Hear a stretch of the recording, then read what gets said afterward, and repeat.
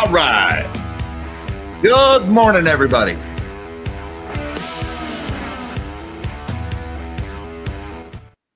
Good morning, all you magnificent melon heads of the world. Happy Tuesday, everybody. Today is December 9th, 2025. And our top story this morning is one of my favorite companies in the world. You see the little eye roll there when I did that. We're talking about Nvidia once again. And before we get into this, I have to do the whole disclosure thing. I am short Nvidia. Now that is out of the way, yesterday, the big story about midday, it broke that President Trump was going to approve the sale of H200 GPUs to the Chinese, provided, of course, that Nvidia is going to give you about 25% to the U.S. government. Yep, legal for a fee. Remember, if we sell these GPUs to the Chinese, it's a national security risk because we can't let this technology fall into the hands of the Chinese military. But if you give 25% off the top to the government, it is no longer a security risk, and it is no longer dangerous if the technology falls into the hands of the Chinese military. I'm glad we cleared that up. That 25% makes a big difference. Okay, look, the real big thing here is the H200. That is the prior generation, the Hopper generation. The current generation, that is the most popular product at NVIDIA, is the Blackwell. And they're about to release the Rubin, which, so technically by the time these things were actually to start moving, the H200s would be 2 generations old. So it's no longer top of the line, not by any measure. But, hey, man, you got to blow into that bubble. You know what I mean? The AI bubble, it is getting wonky here. It's wobbly. They're very close to it with the pin. There's all kinds of stories about it this morning once again. And look, if everybody is debating whether or not it's a bubble, that means it's a bubble. All right? I don't know if you knew this, all right? When I don't know why we're even talking about this. If half of the market thinks it's in a bubble, it is. That is how it works. There's people out there saying, oh, if everybody says housing is in a bubble, then it's not in a bubble. No, that's not how that works. Everybody said housing was in a bubble in 2008, and the bubble burst. All right. So, yeah, we're blowing into that bubble. Why? Because the stock market, President Trump views that as his report card for how he's doing as president. I don't know why he does that, but that's just how he operates. Meanwhile, China's saying thanks, but no thanks.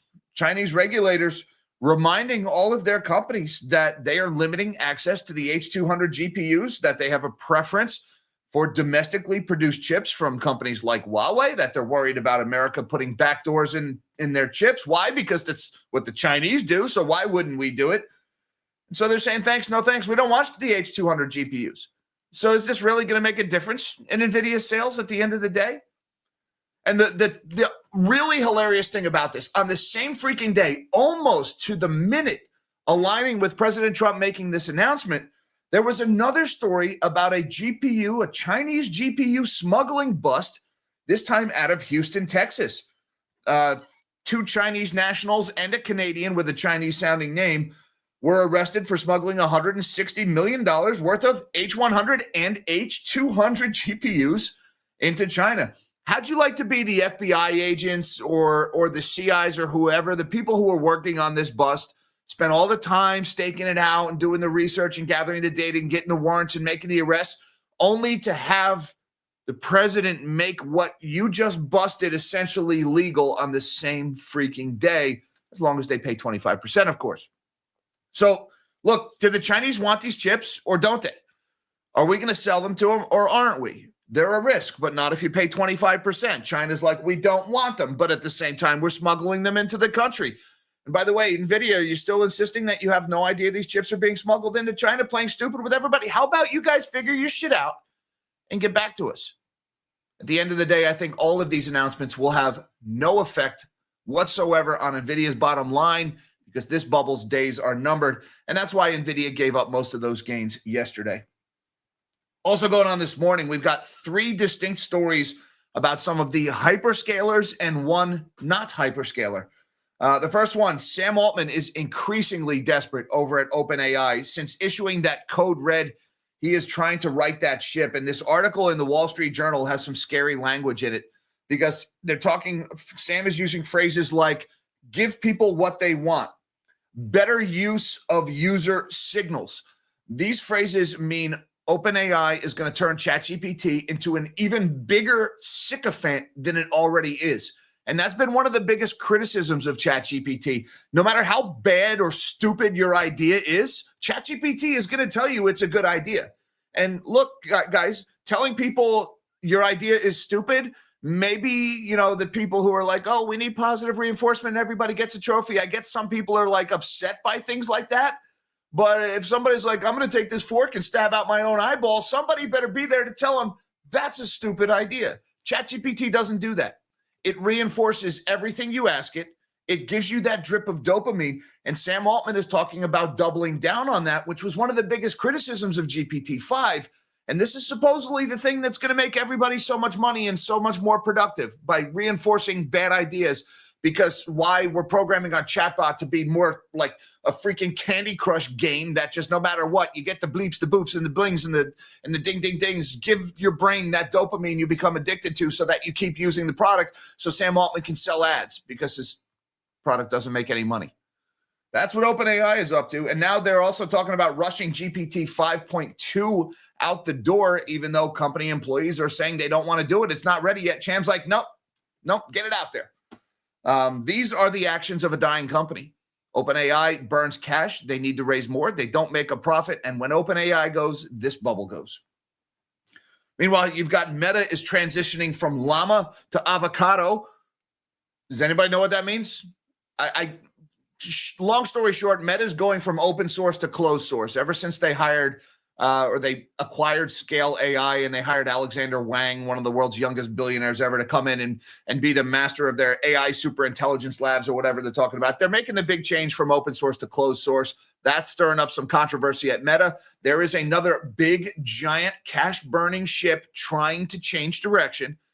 And when I say cash burning, I mean Meta's AI is a cash burn, a massive cash burn. The company is still profitable, thankfully, because of their ads business. Meanwhile, Apple, they're talking about Apple in the news today, saying while for years everybody looked at Apple and said they missed the boat on AI, they're missing out, they're not burning all these hundreds of billions of dollars on CapEx. Oh, look at Apple. They don't even know how to light their own money on fire. Now they're saying maybe it's a good thing that Apple didn't burn hundreds of billions of dollars of their own cash. That's interesting. Apple is going from AI laggard to, what's the word I'm looking at? Prudent steward of its shareholders' capital. Imagine that. Again, the narrative in this AI bubble, it is shifting dramatically here. Meanwhile, we got a story out of Korea that has really got me grinding my teeth this morning. The Korean pension system is dumping US dollars in order to prop up the Korean won. Now, they're calling it strategic hedging, but let me put this in simple terms for you what they're doing. The politicians want their currency supported, and so they're using people's retirement money as an expendable asset to burn in the fire of propping up their own currency.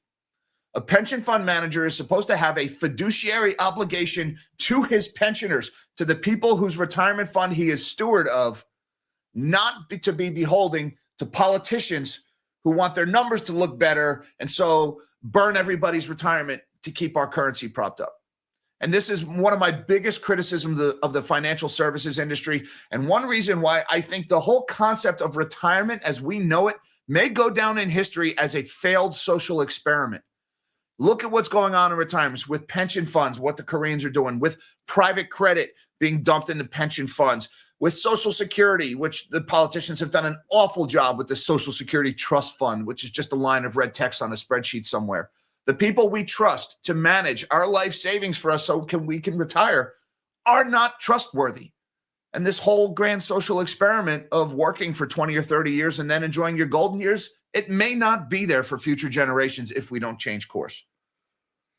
Meanwhile, we've got another perfect example of this. Bally's is borrowing $1.1 billion in a private credit deal to build a casino in the Bronx. Anybody ever been to the Bronx? You know what the Bronx could really use? A casino. And you know what Bally's tried to use for collateral to borrow this $1.1 billion to build a casino in the Bronx? They tried to use an unbuilt casino in Chicago as collateral to borrow $1.1 billion. And, take a look at Chicago. Do you know what Chicago could really use? A casino. Never mind the fact that there is now a casino on every cell phone in America because of Polymarket, Kalshi and DraftKings and BetMGM and all these stupid ads they pump in front of you and Hulu. I'm a thrillionaire. I'm addicted to the same dopamine drip that Sam Altman's trying to use to sell his shitbots. Gambling is everywhere. Oh, I forgot to mention Robinhood. It's everywhere. Casinos are a dying business. Take a look at what's going on in Las Vegas. And yet private credit is loaning $1.1 billion to Bally's to build a casino in a place that doesn't need a casino. And where are they going to park that debt? They're going to park it in your retirement. Meanwhile, EJF is a fund. That's a financial outfit. They are selling significant risk transfers, or SRTs. We've been talking a lot about these lately. They're selling SRTs tied to commercial real estate debt from regional banks. Okay, that's great. Significant risk transfers from one of the most significant risks in the market today, commercial real estate, and it's going to have a double-digit yield attached to it. Now, remember, a significant risk transfer is basically insurance. Double-digit percentage yield. It's going to cost somewhere like 10 to 13% in order to insure this debt against collapse every year. How good of an investment can this possibly be if it's paying you a yield? I said this back, like several years ago during the DeFi boom, during the previous crypto craze. I said, if somebody is offering you a risk-free 15% return, run. Same thing with these SRTs tied to commercial real estate. And last but not least, this chief investment officer of PIMCO, he's in the news saying you can't trust what the ratings agencies are saying about all this private credit and these SRTs. Oh, that's just great. And everybody remember the scene with Georgia with the big black glasses at Standard & Poor's from The Big Short? Yep, that's going on again too. What's the worst thing that could happen? Don't answer that. We got a lot to talk about this morning. Let's shrink my big melon of a head and see what's going on in the world of finance today. Don't forget that like button and hit that subscribe button right next to it, you new guys, so you can come back and have your coffee with the melon heads as we go through markets every single day. Right now, the S&P 500 is pretty much unchanged here, barely in the red, down about 4.5 points, 0.07% to the downside. The Dow is also down about 40 points, 0.08% in the red this morning. And the NASDAQ is leading the way lower, 48 points down, or 0.19, almost 0.2% lower for the NASDAQ. The dollar's a little bit stronger this morning at 99.15. That's up 3 basis points, putting ever so slightly downward pressure on asset prices. Looking over at the bond market, we got the 30-year yield is at 4.776. That is lower by 4 basis points. The 10-year yield, 4.148, off by 2.5 points. The 2-year yield is at 3.567, down by 1.5 points. And the 1 month is at 3.724, down by 1 point. We are expecting the Fed's 25 basis point rate cut midday tomorrow. That is all but a certainty at this point. And checking in on Japan, we have got the Japanese 10-year yield. We've been watching this one because of that yen carry trade risk. 1.964 this morning, off the highs from yesterday and down a basis point and change. We did get some news from the Bank of Japan here. BOJ's Ueda says Japan is getting closer to sustainable inflation. What is sustainable inflation? Honestly, I couldn't tell you. I think they're telling us 2%, but I don't think that's sustainable either. That's just the temperature at which the frog doesn't realize he's being boiled alive. But Bank of Japan Governor Kazuo Ueda said the central bank is getting closer to attaining its inflation target, adding to signals that the BOJ may raise its interest rates at a policy meeting next week. So the BOJ is going to hike, but he's saying we're almost there. We're closer to 2% inflation on a sustained basis, Ueda said in an interview with the Financial Times recorded Monday night. I can say that, I think, even though the new prime minister is already talking about the next round of stimulus. Ueda spoke amid elevated expectations that the BOJ will raise borrowing costs to 0.75%, the highest level since 1995 when it delivers its next policy decision on the 19th. So what the BOJ is doing here is they're saying, yep, we're probably going to raise, guys, but don't freak out because we're almost there on inflation. The job is almost done. So try not to get too worried here. This is Ueda always trying to be a dovish hawk, if that makes any sense. He's trying to raise rates, but he keeps saying these dovish things to try to maintain calm as he's doing it.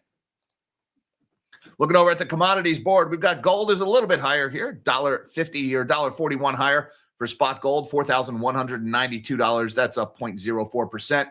February COMEX gold futures at 42.20. That's up $3 or 0.07%. Spot silver is having a good morning here. 58.71 for spot silver, up 57 cents or about 1% higher. Meanwhile, March COMEX silver futures back above 59 bucks. 59.18 here, up 76 cents or 1.25% higher. Looks like we're going to make another run at 60, boys. I like the shiny. Copper, meanwhile, is down 2.37% this morning. Platinum is down 0.42%. Palladium is down 0.22%. And even WTI crude futures are down by 0.25%, 58.73 for January oil futures. Speaking of commodities, we got an interesting story here. Trafigura boosts trader payouts after another bumper profit. One of the world's biggest commodities trading houses is doing really well here. Trafigura reported a strong year for both its oil and metals divisions as the commodities trading giant boosted payouts to staff and profit remained resilient. The company posted net income of $2.67 billion in the financial year through September, its first under new CEO Richard Holtum. While that's down 3% from the previous year, it comes as headwinds in the oil market hit profitability at some rival trading houses. The company's metals and bulk commodities division performed particularly strongly, Holtum said at the annual report published on Tuesday. In an accompanying video, the CEO said the overall trading conditions were not easy and that the firm's results were pretty good on an absolute level, but also at a relative level compared to our peers. The earnings are also the latest indication of how profitability for some of the industry's biggest firms, at least, has leveled out at much higher levels than were normal before the energy crisis. Prior to 2021, Trafigura's highest profit was $2.2 billion in 2013. These guys are making stupid bank off of the higher commodity costs that have been caused by the inflation of 2022 and, of course, the Russian invasion of Ukraine and what happened to natural gas prices and oil prices after that. Trafigura has made a lot of money here. But there's an interesting tidbit. Trafigura's bumper results are important for meeting share buyback commitments, which are the main way it rewards top executives and which have grown in recent years after a wave of senior departures. At $2.9 billion, those payouts jumped 43% from the previous year, outstripping the company's earnings. Though group equity was maintained over $16 billion. Trafigura is paying out more money in dividends and share bonuses pretty much to their executives than the company is making. So they're burning cash by paying their people too much. This is a privately traded commodity company, but that's not sustainable. And they've been doing it. There's articles about this going all the way back to June. Trafigura is one to watch here. When I see them paying out more than their profits to their executive team, something's off. So keep an eye on that one. Bitcoin, meanwhile, is trading at $90,341 this morning as priced on Coinbase. That's off by about $300 here. We're still kind of in what looks like a bear flag pattern here, and I am expecting a further breakdown for Bitcoin prices any day now. We'll see. I thought it was going to come about 2 weeks ago, and it did not. Here's the main story this morning, though. Trump greenlights Nvidia H200 AI chip sales to China if U.S. gets a 25% cut. Why? Because that's the threshold where it's no longer a threat to national security and thus yours and my safety. Says Xi responded positively. We'll see just how positive that response was. President Donald Trump on Monday said Nvidia will be allowed to ship its H200 artificial intelligence chips to approved customers in China and elsewhere on the condition that the U.S. gets a 25% cut. Chinese President Xi Jinping responded positively to the proposal, Trump wrote in a Truth Social post, and you can believe it because President Trump wrote it in a Truth Social post, and therefore it must be the truth, right? The policy will support American jobs, strengthen U.S. manufacturing, benefit American taxpayers, and blow into the AI bubble. Oh, I may have ad-libbed that last part there a little bit. The H200 is a higher grade chip than the H20, but not the company's top of the line product. Meanwhile, China's saying, no, thanks. China to limit access to NVIDIA's H200 chips despite Trump export approval, the Financial Times reports. This one came out not too long after the announcement that they were going to allow the chips to be sold. Beijing is set to limit access to NVIDIA's advanced H200 chips despite U.S. President Trump's decision to allow the export of the technology to China, the Financial Times reported on Tuesday, citing two people with knowledge of the matter. Regulators in Beijing have been discussing ways to permit limited access to the H200, NVIDIA's second-best generation of artificial intelligence chips, according to the report. Such a move would add a hurdle to NVIDIA and other top U.S. chip makers' ability to address the China market after Trump's Monday announcement appeared to settle a debate over whether these companies should keep their global lead by selling AI chips to China or withhold shipments. Nvidia shares, which had risen as much as 2% in pre-market trading, paired gains after the report and were last up about 0.6%. The company did not respond to Reuters' request for comment. Beijing has been pushing back against domestic firms' use of U.S. technology, especially Nvidia chips, as it retaliates against American restrictions. All right, so Trump says you can have the chips. China says we don't want the chips. And then we get this one. U.S. detains 2 men accused of smuggling Nvidia AI gear to China. Who says they don't want the chips? Then why are you smuggling them? But I digress. The U.S. Department of Justice has detained 2 men for allegedly violating export control laws by attempting to smuggle at least $160 million worth of Nvidia chips into China. A third, the owner of a Houston company, has already pleaded guilty. The department alleges the men operated a smuggling network that spanned the Houston business run by Alan Howe Su and several warehouses across the U.S., which replaced Nvidia labels from H100 and H200 AI chips with the fictional Sandkian brand before shipping them. Fanye Gong, a Chinese citizen residing in Brooklyn, New York, and Benlin Yuan, a Canadian from Ontario, are alleged to have conspired with employees of a Hong Kong-based logistics company and a China-based AI technology company to circumvent U.S. export controls. And no, guys, this is not the same story that I did that video on last week about Brian Curtis Raymond and his chip smuggling network. This is another chip smuggling network. And no, it's not the 3 Chinese individuals that were busted in California about 2 months ago. That was a third Chinese chip smuggling network. And it's not the Singapore chip smuggling network that was busted earlier this year. But remember, guys, there's no reason to believe this crazy rando conspiracy theory that Nvidia is selling their chips into Taiwan, into China, via Singapore and Malaysia. There's no reason to believe it other than the fact that we can all see it happening every freaking day. There's no reason to believe that's happening. Nvidia stock is up about 0.25% ahead of the opening bell here, $186.13, up 52 cents. And a reminder, everybody, I am short Nvidia. Meanwhile, we got this one in the Wall Street Journal today. Look how desperate Sam Altman is looking here. Oh, it couldn't happen to a nicer guy. Sam Altman's sprint to correct OpenAI's direction and fend off Google. The CEO is prioritizing achieving mass popularity through ChatGPT versus moonshot projects like artificial general intelligence. When OpenAI CEO Sam Altman made the dramatic call for a code red last week to beat back a rising threat from Google, he put a notable priority at the top of the list of fixes. The world's most valuable startup should pause its side projects like its Sora video generator for 8 weeks and focus on improving ChatGPT, its popular chatbot that kicked off the AI boom.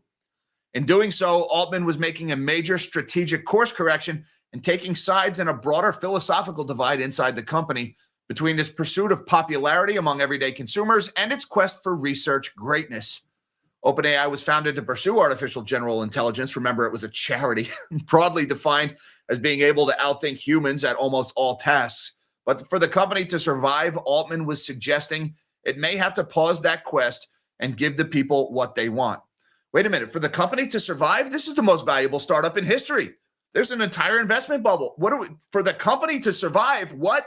Did we just casually drop that in there and everybody's like not noticing we're talking about survival now? Not thriving, not curing cancer, survival. And give people what they want. That's the scary thing right here. The move was striking in part because one criticism of Altman's leadership has been his reluctance to put limits on what the company can accomplish.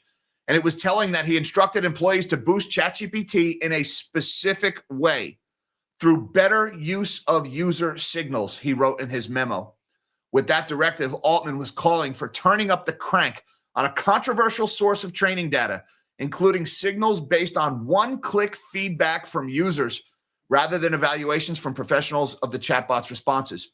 An internal shift to rely on that user feedback had helped make ChatGPT's 4 model so sycophantic earlier this year that it has been accused of exacerbating severe mental health issues for some users. And that is an understatement. ChatGPT was convincing kids to kill themselves because no matter how bad your idea is, ChatGPT will tell you to do it. And they're doubling down on that through the use of one-click dopamine-driven user feedback, giving people what they want. This is not going to make for a better product. This is going to make for a worse product. OpenAI is set to release a new model called 5.2 this week that executives hope will give it new momentum, particularly among coding and business customers. They overruled some employees who asked to push back the model's release so the company could have more time to make it better, according to people familiar with the matter. Nope, just hurry up and rush it out the door. We need to innovate. We need to do something. Google's eating our lunch. So just give people more dopamine and put this garbage product out as soon as possible because the company needs to survive. Oh, it is going to be spectacular when this company goes down in flames, guys. And it's just a shame that so many people are going to be hurt by it. But I did my best to warn people that this was coming. I tried.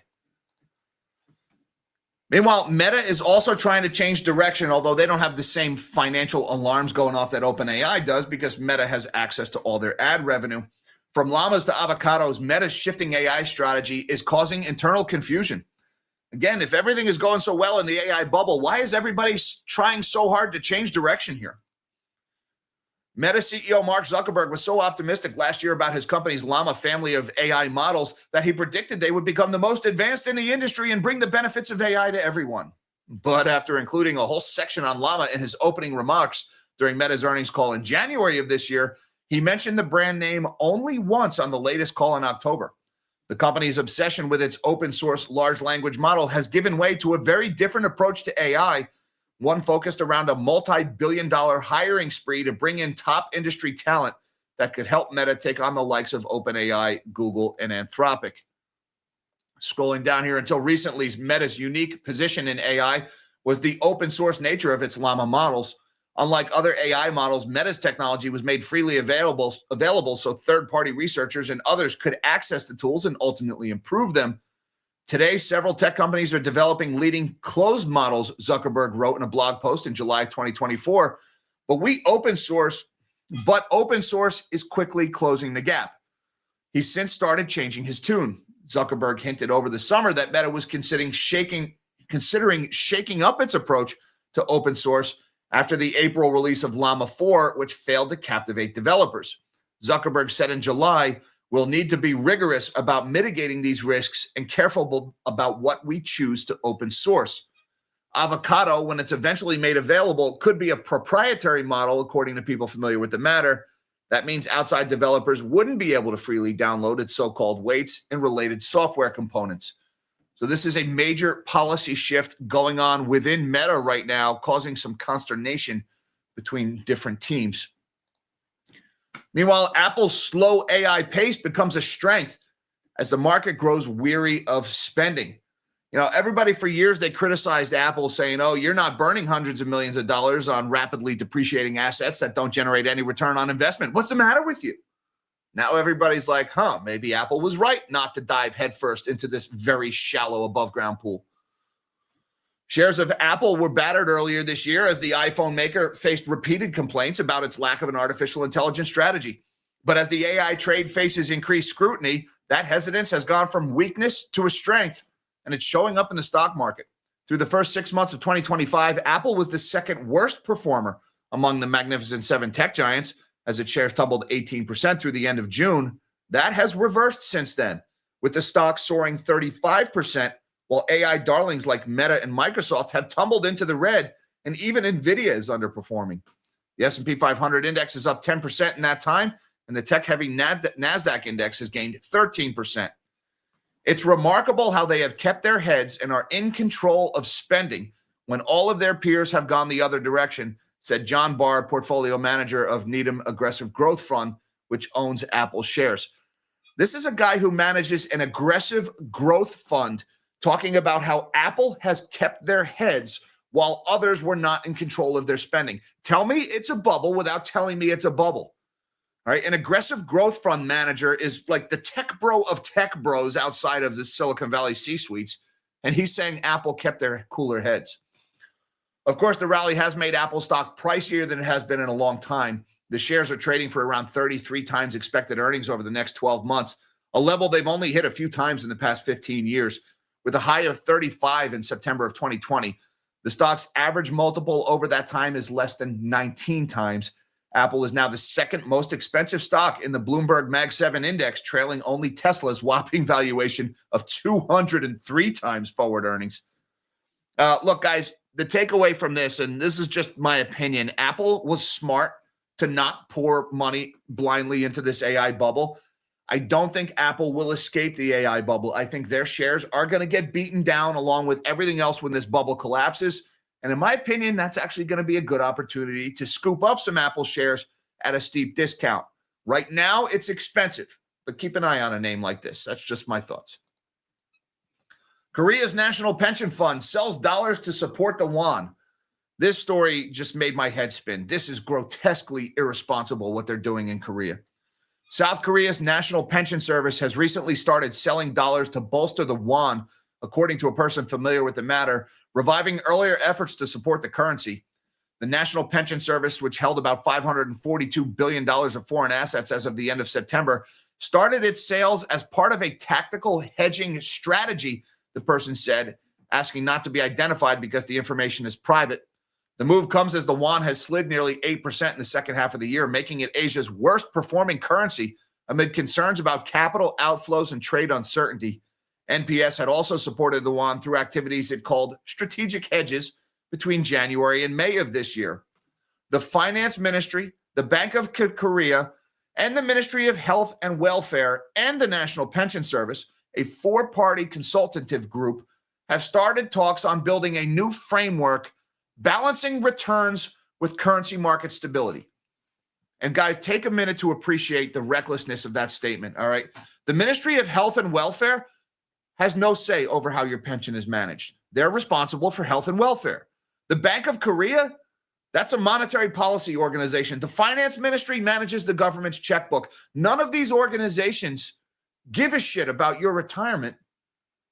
And yet the national pension system is allowing them to weigh in on Forex policy so that we can balance returns, how well your retirement is performing, with currency market stability, our political objectives.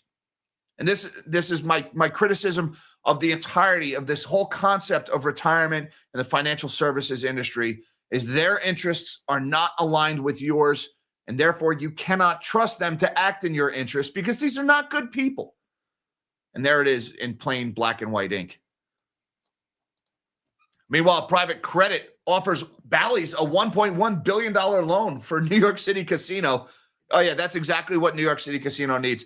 President Trump sold his golf course, and they're going to put a casino on it. What's not to love in this story? Bally's has wrapped up a crucial deal to increase its term loan to $1.1 billion, allowing the casino operator to refinance its debt and pay fees tied to its New York State casino licenses. Funds linked to Ares Management, King Street Capital, and TPG Credit are providing an amended debt commitment to the junk-rated casino operator, according to a release on Monday. Bally's had asked investors for permission to sell a Rhode Island property that backed the debt and offered a yet-to-be-built Chicago casino as collateral. Number one, how do you offer something as collateral that hasn't been built yet? Okay, that's your first thing. And number two, take a look at Chicago or Chirac. What's going on in that city? Oh, yeah, you know what they need? They need a casino in Chicago. Lenders, of course, were wary of that proposal, and the company failed to secure the support it needed. The new amendment provided a $600 million term loan and a $500 million delayed draw term loan. The loans will mature in 5 years or in March of 2029 if Bally's bonds due that year are still outstanding at the time. All their casinos lose money, so of course their bonds will still be outstanding at the time when they'll either declare bankruptcy or default or try to somehow push it out another few years. The term loans will be secured by substantially all of Bally's material assets and its subsidiaries, including its 58% equity ownership of Intralot, while carving out assets held by Intralot, as well as the TriStar Entertainment Group and development stage properties such as those in New York. The company is putting everything they have up for collateral for this loan, which is, of course, rated junk. Last week, the New York Gaming Facility Location Board recommended Bally's $4 billion bid for a hotel and gambling complex at Ferry Point, located in the Bronx. The delayed draw loan will help pay for fees and related to the license for the complex, which is on the site of former Trump Corporation-owned golf course. Yeah, this project is doomed to failure, absolutely doomed to failure. This is garbage debt. And of course, I'm sure they're going to try to park it in somebody's pension or 401k, which is what they always do. Meanwhile, U.S. hedge fund or U.S. fund EJF readies double-digit yield SRTs from regional banks.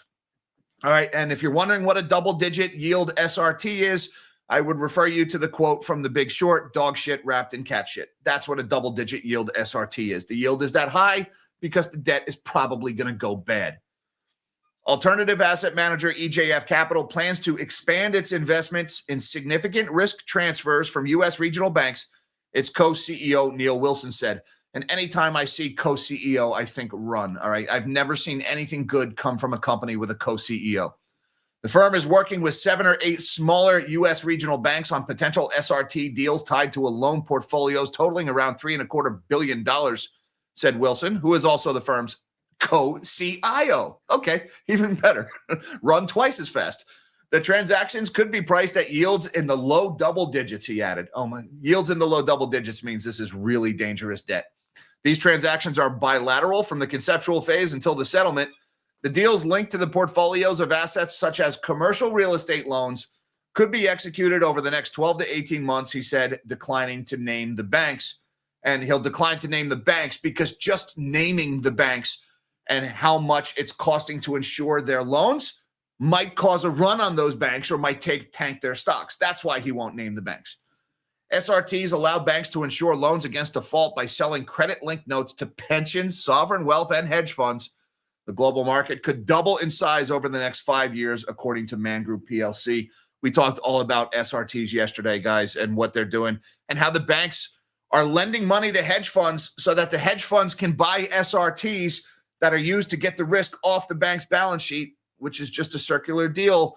Banks are not offloading this risk if they're the ones lending the money to the people who are buying the SRTs from them. What's the worst thing that could happen? Don't answer that. Meanwhile, one of the world's biggest bond fund managers warns of dangerous credit ratings dynamic, and this story is eerily similar of the GFC. The chief investment officer of one of the world's biggest bond funds is warning of dangerous assumptions in the credit market where inflated ratings may be giving investors a false sense of security as the Federal Reserve faces limits on its ability to step in. It is very, very dangerous to assume something has an investment grade rating just because the ratings agencies assign a rating to it. Understand what he's saying there. This is the chief investment officer of PIMCO saying you cannot assume it's investment grade just because the ratings agencies say it's investment grade. Holy shit, then what are the ratings agencies there for? They're just a fee shop. Dan Iveson, CIO of PIMCO, said on an episode of the Odd Lots podcast recorded as part of the show's 10-year anniversary celebrations, there's been so much growth in lending to lower quality companies. And again, the last major cycle was lending to lower quality households. The warning comes as private credit expands rapidly with funds competing aggressively to write loans once dominated by banks. That's pushed some investors to rely more heavily on third-party grades rather than their own steep credit analysis, which Iveson says echoes pre-crisis complacency in credit markets. It's not the first time the ratings in the booming private credit market have drawn scrutiny. The U.S. SEC is probing Egan Jones Rating Company, one of the most prolific graders in the private credit space. Meanwhile, the Bank for International Settlements wrote in a report earlier this year that the influx of money pouring into private credit, especially from insurers, can lead to inflated assessments of credit worthiness and correspondingly undercapitalized exposures. Today, all too frequently, you'll have an investment grade rating from one entity, Iveson said. And again, market participants for years have always joked, if you can only find one investment grade rating, it's pretty fair to assume everyone else is below investment grade. In other words, guys, the people whose job it is to independently measure the risk of these investment products are not doing their job, probably because they're being paid to do so. They're afraid to accurately mark these things. And the chief investment officer of one of the biggest financial firms on Wall Street is warning how dangerous this is. This is exactly what happened with mortgage bonds leading up to the great financial crisis. Good God. Hey, I just want to say thank you very much to Espresso Beanies 8930. Message retracted. Espresso Beanies, I would love to read and respond, but I don't know what you said, bud. Thank you so much anyway for the support of the channel. I appreciate that very much. T.A. Chapman, thank you, sir, for supporting the channel. He says, new addition to the family this past Saturday. Life is blessed. Well, congratulations, T.A. Chapman. I wish you the best. I hope mom and baby are doing well. Hashtag YOLO, healthy baby boy and mama doing great. Answered my question. That's good to hear, brother. A future melon head, like and sub. Congratulations and good luck to the baby melon, everybody. That's just great to hear. Thank you very much, T.A. Chapman. Appreciate that, sir. T.A. Chapman again, gifting 20 Nobody Special Finance memberships, more baby melons. Thank you, T.A. Chapman. I appreciate that very much. Hey, everybody, that's just a reminder while we're on the subject that every member gets one free super chat a month. Feel free to use that. I will read and respond to your questions, comments, and concerns live on the air. Thanks again, T.A. Chapman. Congratulations to you and the family, sir. I appreciate that very much. And thank you, everybody, for having your coffee with the melon heads this morning. Don't forget that like button and that subscribe button right next to it for you new guys. Thank you very much for the super chats, everybody. Thank you also to my magnanimous melonheads on YouTube, Patreon, and Buy Me a Coffee for supporting the channel. Links down below should you feel so inclined. Hi, Mom. Hi, Dad. Love you guys. Everybody, till next time, live small and dream big.